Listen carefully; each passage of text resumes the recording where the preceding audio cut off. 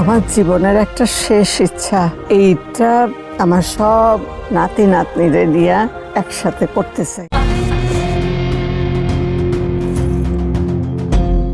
আজ ঈদের তৃতীয় দিন পর্যন্ত নাট্যজগতে মুক্তি পেল বেশ কিছু নাটক। মুক্তির পর কিছু নাটক দর্শক মহলে ভালো সাড়া পেয়েছে, আবার কিছু নাটক ব্যাপক সমালোচনা কুড়িয়েছে।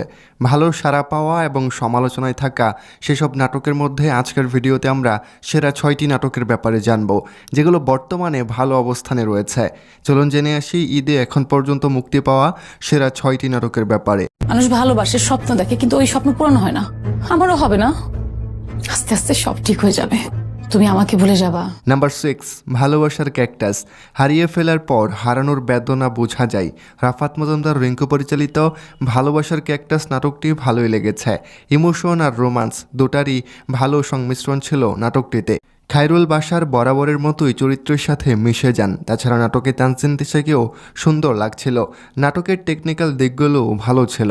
নাম্বার 5, শেষটা তুমি নাটকটি দেখে মুগ্ধ হয়েছে। বিশেষ করে মুশফিকার ফারহানের অভিনয়ে দর্শক আবেগ আপ্লুত হয়েছে। নিজের সেরাটা দিয়ে তিনি মাথিয়ে রেখেছেন নাটকটি। নাটকে প্রেম, আত্মত্যাগ ও বিশ্বাসঘাতকতার পাশাপাশি সব কিছুই রয়েছে। এত কিছু করার পরেও কিছু না পাওয়া বা উল্টো আঘাত পাওয়ার ব্যাপারটা আপনার মন খারাপ করিয়ে দেবে। নাম্বার 4, মন দিওয়ানা। তৌসিফ মাহবুব ও তটিনী অভিনীত সুন্দর একটি নাটক মন দিওয়ানা। এটি পরিচালনা করেছেন হাসিব হোসেন রাখি। গল্পটা সুন্দর, গল্পটা ভালোবাসার। চিত্রনাট্য ভালো হয়েছে, গল্পের শেষটাও ভালো লেগেছে। কলেজ ক্যাম্পাসে র্যাক দেওয়াকে কেন্দ্র করে পরিচয় গল্পের নায়ক নায়িকার, তারপর প্রেম, এরপর কি হয় তা জানতে নাটকটা দেখতেই হবে। নাম্বার 3, প্রেম ভাই।